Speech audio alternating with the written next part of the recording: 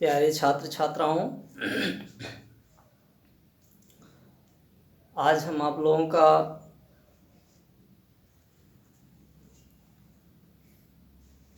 दूसरा वादन पढ़ाने चल रहे हैं। वैद्युत आवेश तथा क्षेत्र में कूलाम का नियम। छात्रों,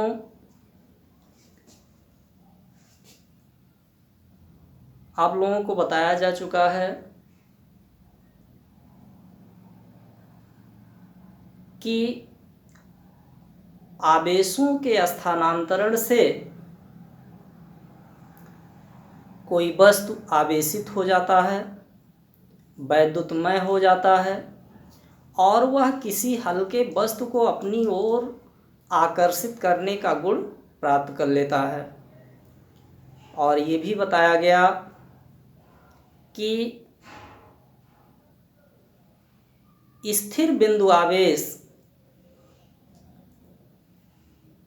ये समान प्रकार के जब होते हैं तो एक दूसरे को प्रतिकर्षित करते हैं, विपरीत प्रकार के होते हैं तो एक दूसरे को आकर्षित करते हैं।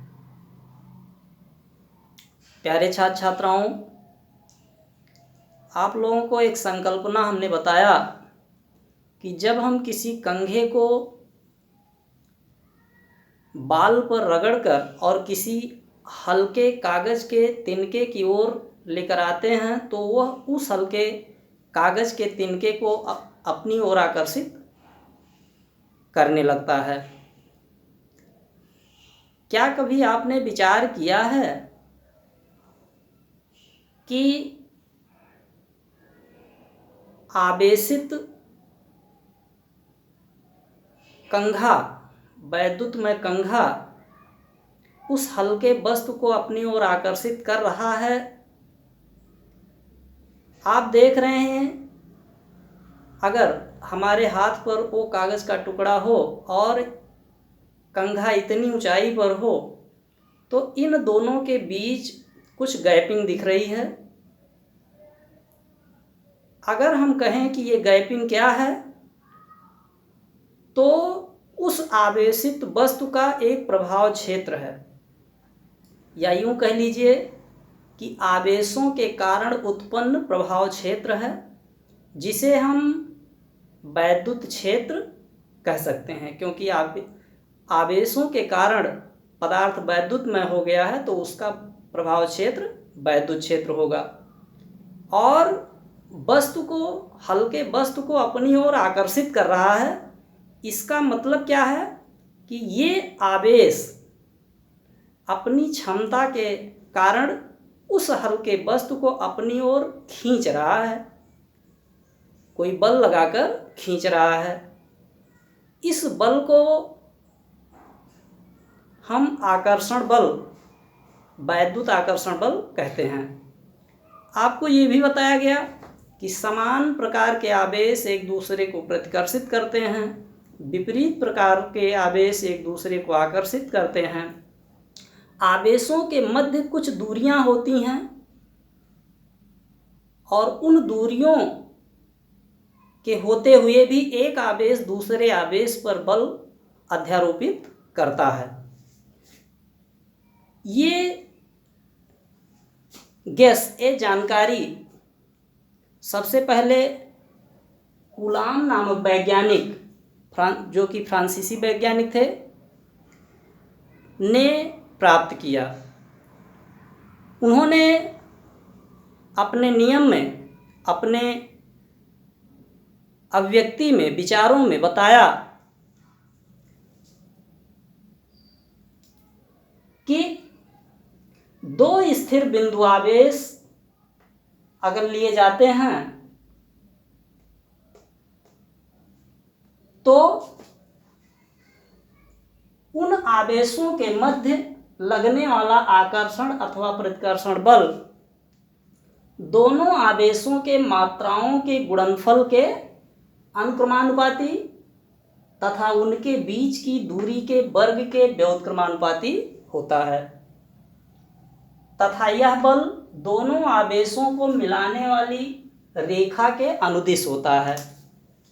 अगर समान प्रकार के आवेश लिए गए हैं तो ये एक दूसरे को इनको मिलाने वाली रेखा से बाहर की ओर लगेगा। अगर विपरीत प्रकार के आवेश लिए गए हैं तो ये अनुदिश ही भीतर की ओर लगेगा।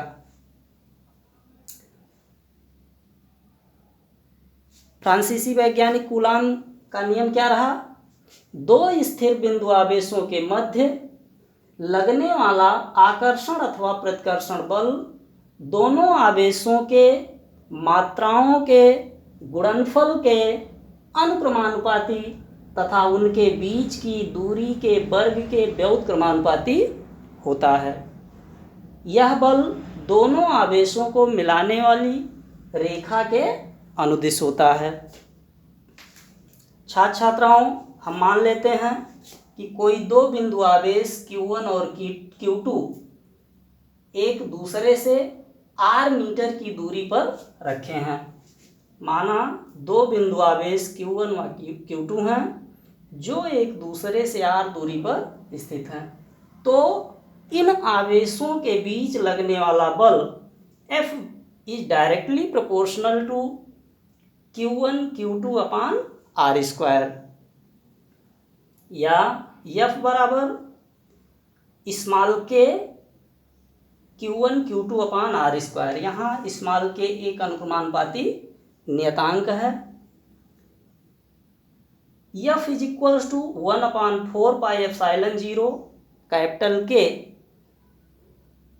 Into Q1 Q2 upon r square. यहाँ पर कैपिटल के बटे के रूप में है। ये माध्यम का परावैद्युतांक है जिसका मान निर्वात या वायु के लिए एक होता है और भिन्न भिन्न पदार्थों के लिए भिन्न भिन्न होता है। यहाँ आप समझ रहे होंगे परावैद्युतांक शब्द किसी माध्यम के लिए, जैसे कोई पदार्थ है, जैसे मान लीजिए आवेश है, वस्तु है, कोई पदार्थ है, तो एक माध्यम में रखा गया। जैसे हमारा जो एटमॉस्फेयर है वो भी एक माध्यम है। निर्वात है, वायु है, जल है, तेल है, मोम है, ये सब अलग अलग माध्यम हैं। तो आवेश यहाँ पर कहाँ रखा गया है? हो सकता है निर्वात अथवा वायु में हो सकता है किसी पदार्थ में हो सकता है जल में हो, कहीं पर भी हो सकता है। और उनके बीच ये आकर्षण अथवा प्रतिकर्षण बल इस नियम के अनुसार कार्य कर रहा होगा। यहाँ पर स्मॉल के जो अनुक्रमानुपाती नियतांक है उसका मान होता है 1/4 पाई एप्सिलॉन 0 के कैपिटल के, और इसका मान 9 × 10⁻, 1/4 पाई एप्सिलॉन 0 के का मान होता है 9 × 10⁹ न्यूटन मीटर स्क्वायर प्रति कूलाम स्क्वायर होता है into Q1 Q2 upon r square. अगर हम आवेशों Q1 और Q2 का मान 1 कूलाम रख देते हैं तथा उनके बीच की दूरी हम 1 मीटर ले लें, तो उन दोनों आवेशों के बीच लगने वाला बल 9 × 10⁹ 9 × 10⁹ न्यूटन होता है। अर्थात 1 कूलाम वह आवेश होता है, जो निष्कर्ष प्राप्त हुआ उसके अनुसार 1 कूलाम वह आवेश होता है जो अपने से 1 मीटर की दूरी पर रखे समान परिमाण व दिशा के आवेश को 9 × 10⁹ न्यूटन बल से प्रतिकर्षित करता है। कूलाम का नियम आपने देखा और कूलाम की परिभाषा यहाँ से प्राप्त किया। उनके नियम से जो सूत्र प्राप्त हुआ उस सूत्र के माध्यम से हम कूलाम का मान प्राप्त किए। एक कूलाम क्या होता है? एक कूलाम वह आवेश होता है जो अपने से 1 मीटर की दूरी पर रखे समान परिमाण व दिशा के आवेश को 9 × 10⁹ न्यूटन बल से प्रतिकर्षित करता है। कहने का आशय ये है कि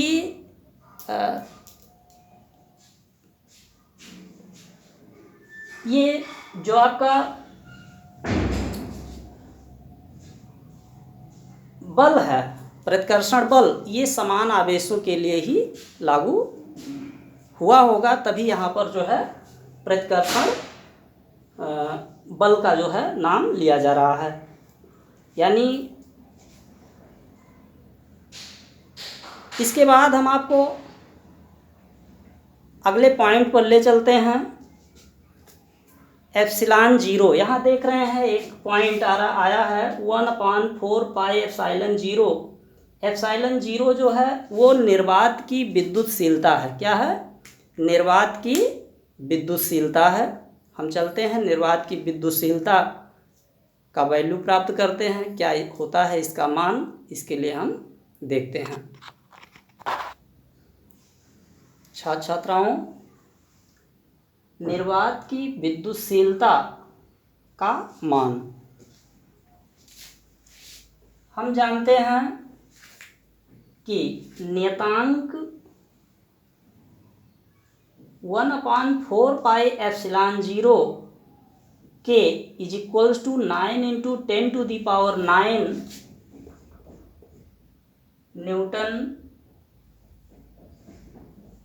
स्क्वायर, न्यूटन कूलाम स्क्वायर प्रति मीटर स्क्वायर,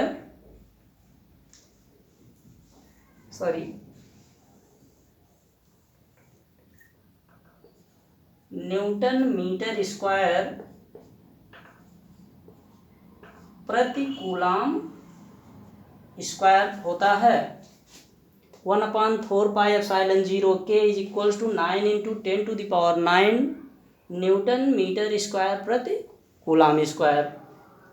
यहाँ पर अगर हम इनको व्युत्क्रम में लिख दें तो 4 पाई एप्सिलॉन 0 के, यहाँ पर निर्वात अथवा वायु के लिए के का मान 1 रख देते हैं, तो शेष बचता है हमारा 4 पाई एप्सिलॉन 0। अगर इनको व्युत्क्रम क्रम में लिखते हैं तो 4 पाई एप्सिलॉन 0 = यह पक्ष भी व्युत्क्रम में हो गया 1/9 × 10⁹।